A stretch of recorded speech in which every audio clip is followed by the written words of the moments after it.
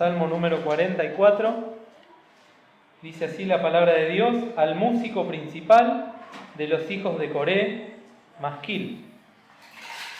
Oh Dios, con nuestros oídos hemos oído, nuestros padres nos han contado la obra que hiciste en sus días, en los tiempos antiguos. Tú, con tu mano echaste las gentes y los plantaste a ellos. Afligiste los pueblos y los arrojaste, porque no se apoderaron de la tierra por su espada, ni su brazo los libró, sino tu diestra y tu brazo y la luz de tu rostro, porque te complaciste en ellos. Tú, oh Dios, eres mi rey, manda saludes a Jacob. Por medio de ti sacudiremos a nuestros enemigos, en tu nombre atropellaremos a nuestros adversarios. Porque no confiaré en mi arco ni mi espada me salvará, pues tú nos has guardado de nuestros enemigos y has avergonzado a los que nos aborrecían. En Dios nos gloriaremos todo tiempo, y para siempre loaremos tu nombre, Sela. Hasta aquí la lectura de la palabra de Dios. Vamos a darle lugar al pastor Marco Pablo para que continúe con la reunión y que el Señor lo pueda bendecir. Bien, hermanos, en esta tarde, realmente esta semana estuve leyendo y siempre es bueno en estas fechas recordar, como dice aquí, las cosas que nuestros padres nos han contado. Y pensaba que el propósito siempre de la Iglesia Cristiana Evangélica es predicar el Evangelio para que las almas conozcan a Cristo Jesús como su único y suficiente Salvador. Que por más que alguien pueda pensar en su vida que no tiene necesidad de un Dios, ni que tiene necesidad de escuchar, y que está bien su vida, que todo anda sobre rieles y que no hay necesidad de buscar a Cristo, es para ellas particularmente el Evangelio de Jesucristo, que es despertar y anunciar las verdades bíblicas para salvación, para santificación y para prepararnos también para el advenimiento de nuestro Señor Jesucristo. Por cuanto la Iglesia tiene una ardua tarea y que si hoy, como decíamos hace unos domingos atrás, estamos en este lugar y tenemos la posibilidad de abrir las Escrituras y tenemos la posibilidad de predicar este Evangelio, no es de nosotros, porque no podríamos, sino que es la obra de Dios actuando de una manera, como escuchábamos hoy en la cena, no en un silbo apacible, actuando de una manera silenciosa, pero que su Santo Espíritu se mueve y va obrando y atendiendo todas las necesidades y viendo, ya que al ser Dios ya sabe todas las cosas.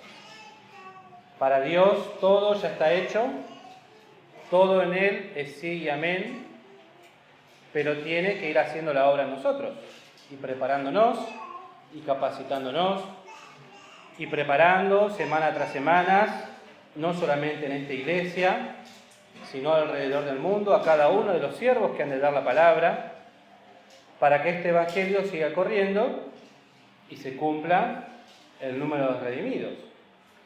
Y nuestra iglesia, nuestra pequeña iglesia, ha sido bendecida por el trabajo de muchos siervos en tiempos pasados, y en estas fechas es importante para nosotros siempre recordar el origen que han tenido nuestras iglesias. Particularmente siempre se menciona, como lo hemos recordado en el día de ayer, aquella famosa salida, conocida por nosotros, ya hace 89 años, que fue aquel llamado que recibieron nuestros hermanos a salir de aquellos lugares donde la palabra fiel no se estaba predicando como correspondía y la iglesia no estaba siendo guiada por Dios, sino que los hombres habían tomado un lugar que no le correspondía. Pero esta semana, como les decía, leyendo un poquito la historia de nuestros hermanos, pensaba en la historia del pueblo de Israel. Que el pueblo de Israel, no los quiero hacer buscar muchos pasajes, pero ustedes recordarán, y los que no saben les contamos, que el pueblo de Israel llegó a Egipto siendo solamente una familia y luego con los años se fueron multiplicando. Y nos relata la palabra en el libro de Éxodo que pasados unos años se levantó un nuevo faraón que no conocía a José, ni toda la obra que José había hecho por Egipto, y se dio cuenta que en medio de ese lugar había un pueblo que estaba creciendo y que era fuerte, y así es como empieza a hostigar y a maltratar al pueblo de Dios. Luego, en ese hostigamiento, nos relata las Escrituras que el faraón no quería que los varones israelitas que nacían en Egipto queden con vida, sino que habían mandado a matarlos. Y así es como la madre de Moisés lo esconde, lo quiere esconder un tiempo, lo echa en un canastillo por el río, es encontrado por la hija del faraón y educado. Hay otros detalles que no vamos a entrar en el tema. Pero lo que me llamó la atención es que después de 40 años, de 80 años mejor dicho, Moisés vuelve a Egipto ya como el enviado de Jehová para rescatar a su pueblo. Y lo que me llamó la atención de esta historia es que no es sino hasta unos años después del nacimiento de Moisés que el pueblo de Israel, dice la palabra de Dios, que clamó a Jehová. Pero mientras el pueblo no clamaba y el faraón avanzaba, Dios no estaba quieto. Dios se movía. Dios estaba atento a estas experiencias y dice la palabra que en un momento Dios escuchó a su pueblo, se acordó de él y miró desde los cielos y los reconoció. Pero en toda esta historia, Dios se movía y estaba mirando y observando. Entonces, cuando nosotros recordamos la obra de nuestros hermanos que salieron,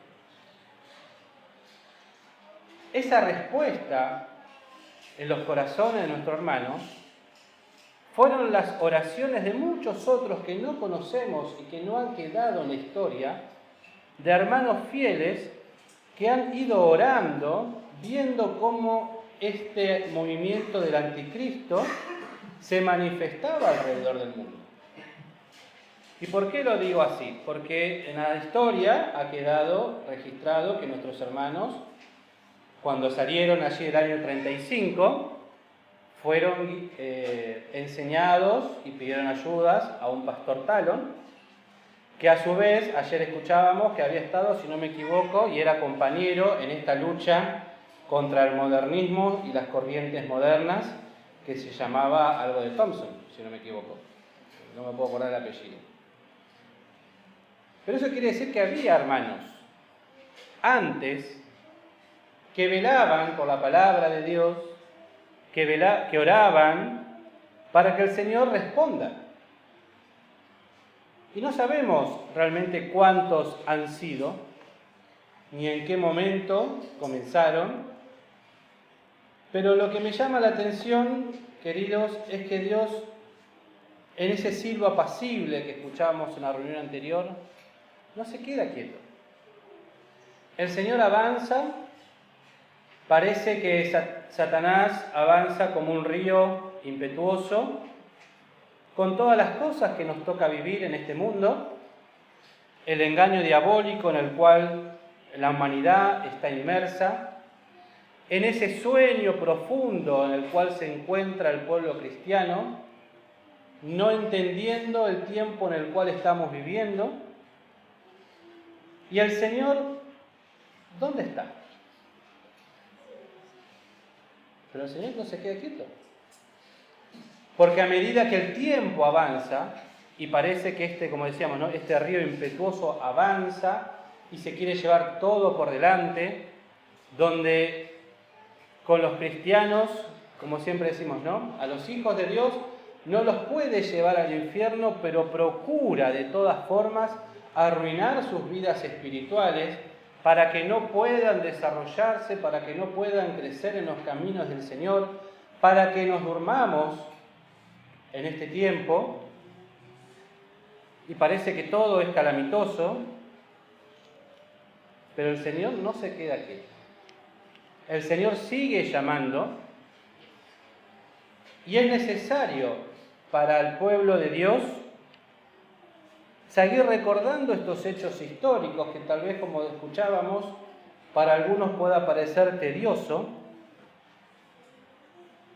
pero hay algo interesante en la palabra que hemos leído en el Salmo 44, cuando Coré escribe este salmo, dice: oh Dios, con nuestros oídos hemos oído, nuestros padres nos han contado la obra que hiciste en sus días, en los tiempos antiguos. Y siempre somos llamados a mirar y recordar la obra que Jehová ha hecho en medio de su pueblo, y por eso todos los domingos, de una manera u otra, somos llamados a mirar la obra que hizo en tiempos antiguos. ¿Y cuál es la gran obra que todos los domingos recordamos? O predicamos, o enseñamos. ¿Cuál es la gran obra? A Jesucristo y este crucificado.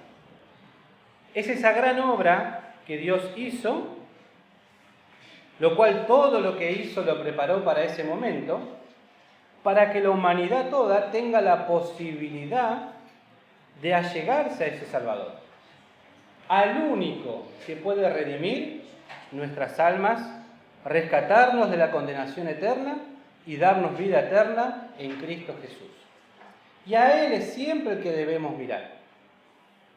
Y es el que llama al alma inconversa, es el que llama al alma que se duerme, es el que llama al que tiene los oídos espirituales tapados, que es sordo, es el que llama al que está ciego y no ve, es el que llama y encuentra a uno que está rengo, es el que llama al leproso en su necesidad, en su miseria, para ser sanados. Y es el que hoy nos llama en este tiempo a despertar, como decíamos, de este sueño en el cual el pueblo cristiano se encuentra sumido y engañado en muchísimas situaciones que se van gestando a nuestro alrededor.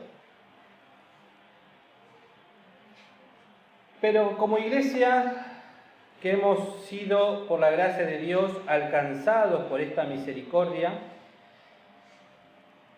y no, como decíamos, por nosotros mismos, sino por gracia y misericordia, de haber sido llamados y rescatados de este movimiento espiritual modernista, el cual, ¿qué sería de nosotros hoy si nuestros mayores, y no me voy al año 35, me voy al año 50, 60, cuando fue anunciado en este lugar el testimonio de Filadelfia, lo hubiesen rechazado? ¿Qué sería de nosotros? ¿Cuántos de nosotros estaríamos aquí?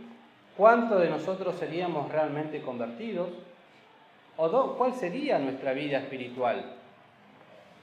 Pero el Señor tuvo esa gracia de echarlos, de llamarnos a un lugar santo, pero que la experiencia no termina aquí. Porque si ustedes, les invito a abrir en el libro de Jueces, en el capítulo 1, este sí lo vamos a buscar. En el libro de Jueces, en el capítulo 1, capítulo 2, perdón. Dice que el pueblo de Israel, a lo largo de la historia de Josué y de Caleb, avanzaron y tomaron justamente muchas tierras, mucho lugar, mucho espacio que le correspondía a Israel. Pero la realidad es que los años pasaron y así como Moisés fue llevado a la patria celestial, lo mismo le pasó a Josué y a toda la generación que estaba con él. Por eso en el capítulo 2, versículo 10, nos dice: y toda aquella generación fue también recogida con sus padres, y levantóse después de ellos otra generación, que no conocían a Jehová, ni la obra que él había hecho por Israel. Y en el versículo 11, y los hijos de Israel hicieron lo malo en ojos de Jehová, y sirvieron a los Baales. Coré, en el Salmo 44, no pierdan acá, nos dice, y cuentan los primeros 8 versículos todas las proezas que Jehová hizo por su pueblo. Y en el versículo 9, fíjense que hay un espacio, dice: empero nos has desechado y nos has hecho avergonzar. Y esto no es porque a Dios le pareció bien castigar al pueblo. Es porque justamente en el versículo 11 dice que el pueblo hizo lo malo a los ojos de Jehová.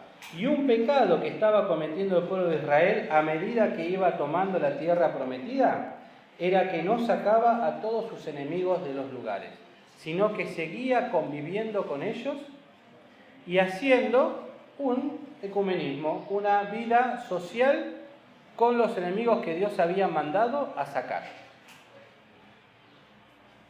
Pero Coré nos dice que en los versículos primeros, dice: a los que nos han contado nuestros padres, lo que hemos oído con nuestros oídos. Pero acá en Jueces nos dice una generación que no conocía a Jehová ni la obra que él había hecho. Entonces, ¿cómo es al final? ¿Se lo contaron o no se lo contaron? ¿Cómo es? Y la realidad es que si yo a ustedes les pregunto, que me relatan en forma sencilla un poco de la historia, creo que la mayoría, salvo los más nuevitos, la mayoría siempre ha escuchado de la salida de nuestros hermanos del año 35, la constitución de la Iglesia de Buenos Aires en el 38, el primer congreso de alerta, cómo empezó la escuela bíblica, el testimonio de Filadelfia en el 66. Podemos repetir. Pero acá nos habla de conocer, y no de conocer de repetición. Nos habla de un conocimiento espiritual y personal. Nosotros somos esta generación que, dice aquí, que se levantó después de ella, y en nosotros se ha de cumplir o no este versículo. Pero no porque no sepamos la historia.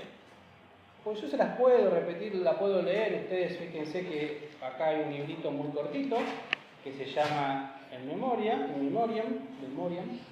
que tiene toda la historia de nuestras iglesias, cómo llegó el testimonio a Europa, las cartas de renuncia, un poquito de la historia. Lo podemos tener, lo podemos conocer, pero no alcanza. Porque hay algo que en nosotros hay, que también lo había en nuestros hermanos, que es el Espíritu de Dios. El Espíritu Santo que mora en nuestros corazones es el mismo Espíritu que vivía en nuestros hermanos en el año 35. Vivía en los pastores y en hermanos que no conocemos, que no han quedado escritos sus nombres, pero que en ellos ardía ese, como decía, le escuchábamos hoy, ¿no? Ese vivo celo por la palabra de Dios. Entonces, este conocer, que aquí la palabra nos enseña y nos llama, es identificarme con este movimiento que el Señor Jesucristo comenzó con la predicación del Evangelio, el guardar su palabra, el no negar su nombre, y que tiene que llegar hasta el día de hoy.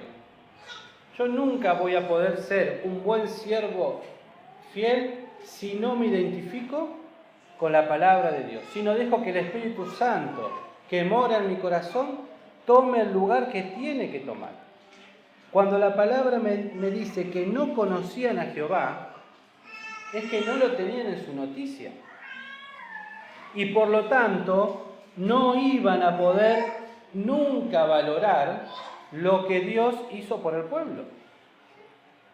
Entonces, para nosotros como iglesia, y a forma personal, porque los decíamos los domingos pasados, la iglesia ha de permanecer fiel mientras cada uno de sus miembros se mantenga fiel, porque cuando cada uno de nosotros empiece a claudicar, la iglesia va a claudicar.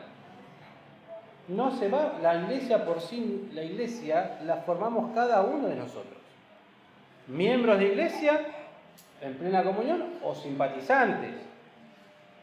Pero todos formamos parte de este pequeño grupo de San José que proclama el Evangelio, que proclama estas cosas, siempre y cuando sus miembros lo sigan manteniendo. La generación primera ya pasó. Ayer mirábamos una foto de los hermanos del año 35 o antes del 30 creo que era. Y como dice acá, ¿no? Y toda aquella generación fue también recogida con sus padres. No hay ninguno de ellos. Han quedado sus escritos, han quedado sus testimonios. Pero si no es el Espíritu de Dios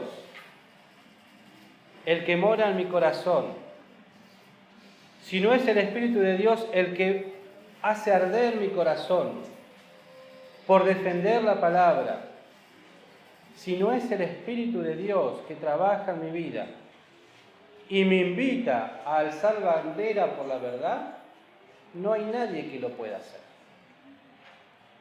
Podemos estar hablando todos los días acá del mismo tema y lo único que vamos a causar es fastidio.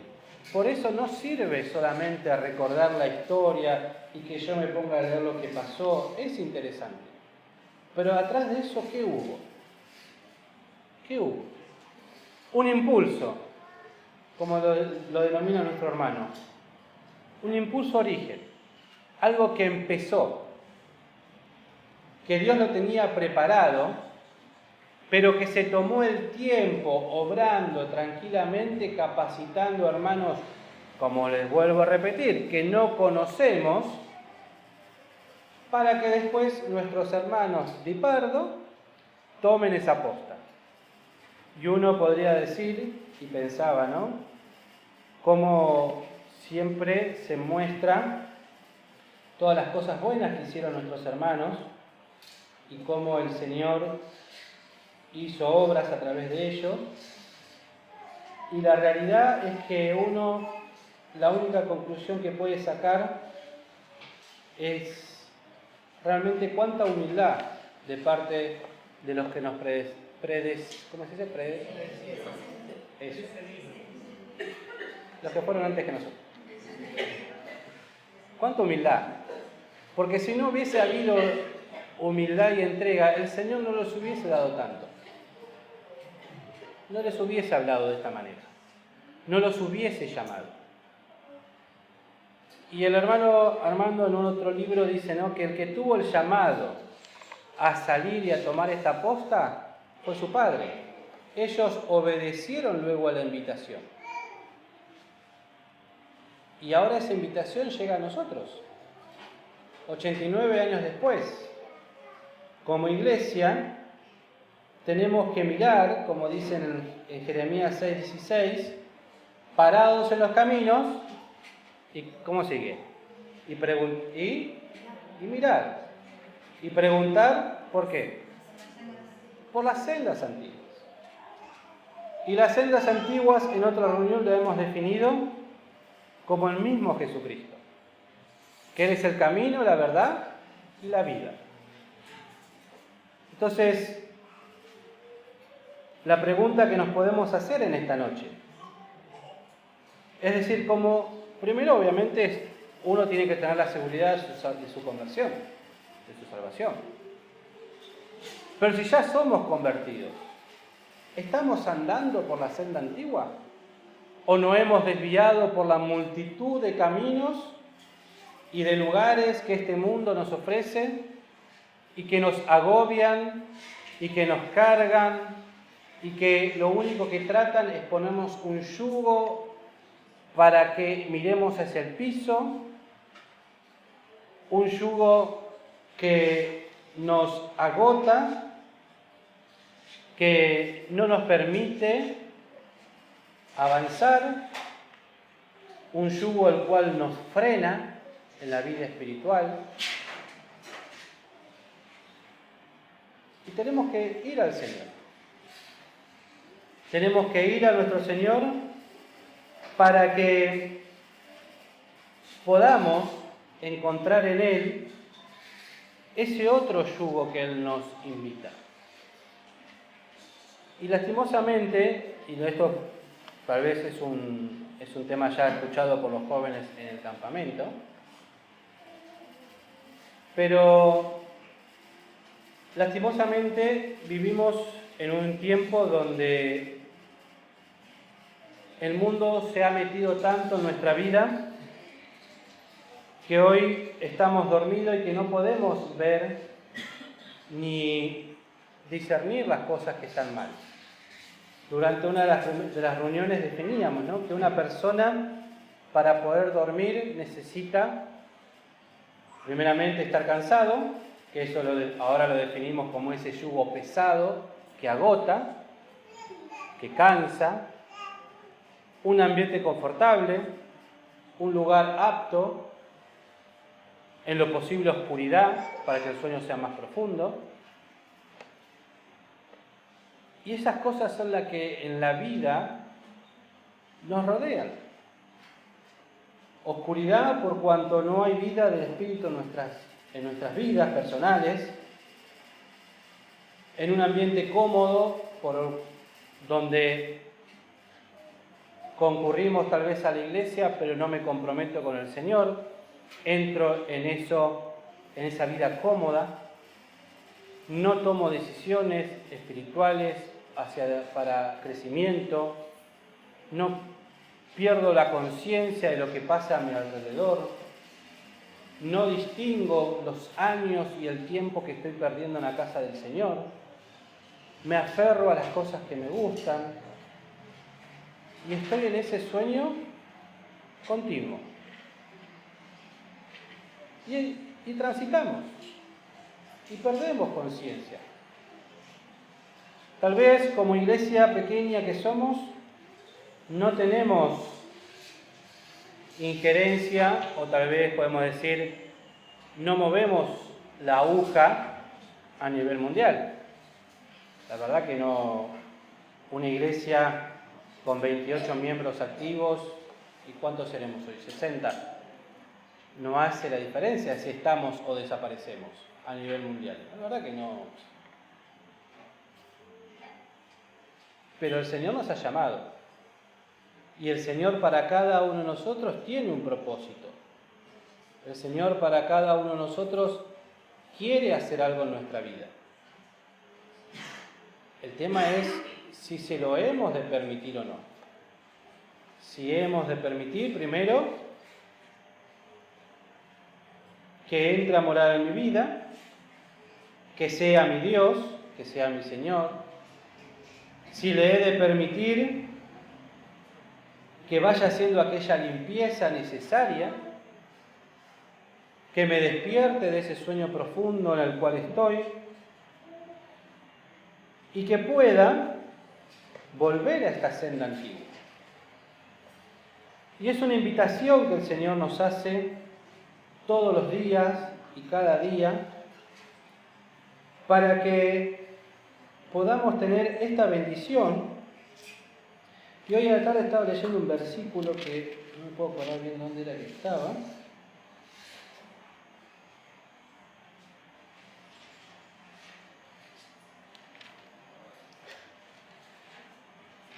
Pero bueno, hay uno que decía, no me acuerdo dónde estaba leyendo hoy, a ver si era en el Salmo 44. Bueno, no importa. Decía, ¿no?, que cuando el pueblo ya clamó, Jehová los oyó y él se volvió a su pueblo. Se me pasa por no anotar los versículos cuando los leo. Bueno, entonces, pero lo que tenemos que reconocer primero, queridos, es lo que dice en el Salmo 44:8, cuando dice, en Dios nos gloriaremos todo tiempo, y para siempre lo haremos su nombre. Y ese versículo, no hace falta que lo busquen, lo tengo anotado, no sé desde cuándo.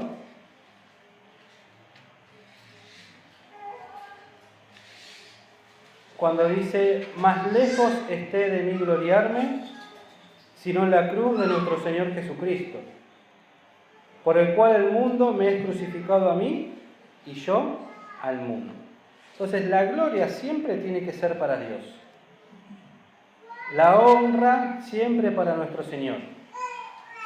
Nunca olvidarnos de dónde hemos sido sacados, nunca olvidarnos lo que el Señor nos perdonó. Y si estamos en este lugar, es por sola gracia. Ahora, ¿el propósito de esta reunión es hacer memoria? Sí. ¿Es darle gracias a Dios? Sí.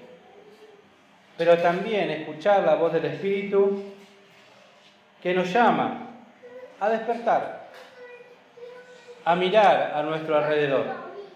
Primero, en mi vida personal, mirar qué es lo que estoy haciendo, qué es lo que voy a hacer y cuánto más me he de resistir a que Cristo pueda hacer esa obra para lo cual me llamó. Y cada uno de nosotros está aquí porque el Señor se movió en ese silbo apacible para que el Evangelio un día nos llegue, para que podamos escuchar, para que podamos ser salvos. Siguió trabajando en nuestra vida. Para los que hemos podido bautizarnos lo hemos hecho. Siguió trabajando en nuestra vida en las distintas experiencias y sigue trabajando y avanzando. El Espíritu de Dios no se detiene. Sigue formando su iglesia.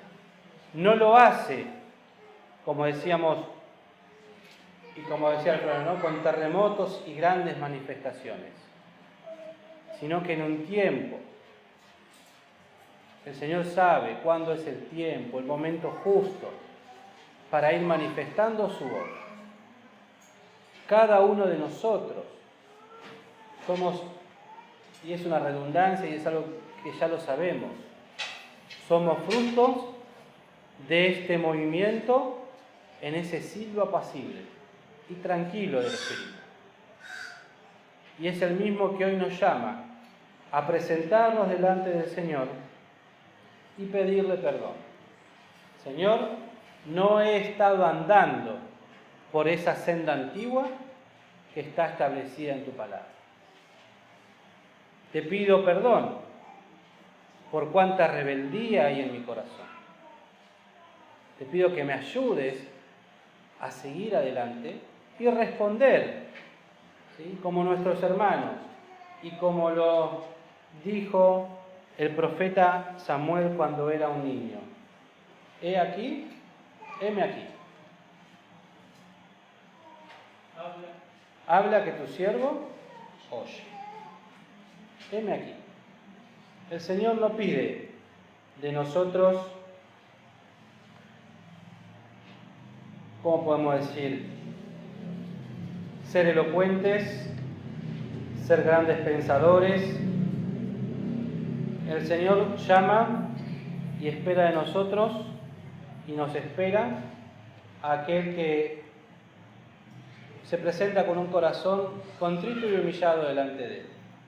No nos va a poder rechazar, porque no puede rechazar un corazón que se humilla. Nos está esperando para perdonarnos, nos está esperando para restaurarnos, está esperando para salvarte. No seamos necios y que podamos tener esta experiencia espiritual con el Señor, de despertar, de darle gracias al Señor por toda su misericordia hasta aquí y que podamos permanecer hasta que el Señor venga. Que la iglesia de San José no claudique, que esta nueva generación no se diga de nosotros, no conoció a Jehová ni todo lo que Jehová hizo con su iglesia, con todos los hermanos que pasaron. Que no se diga de nosotros, alguna vez fue una iglesia fiel, sino que podamos tomar este compromiso delante del Señor y decir con nuestros oídos, hemos oído, y darle gloria al Señor por todo lo que Él hizo por nosotros y acercarnos a Él. Y darle toda la gloria que Él se merece, porque Él es nuestro Hacedor. Que el Señor nos pueda bendecir, queridos hermanos, en esta noche, que podamos tomar una decisión concreta con el Señor y que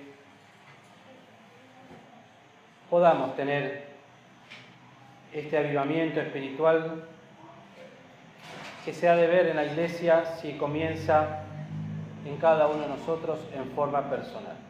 Que el Señor nos bendiga.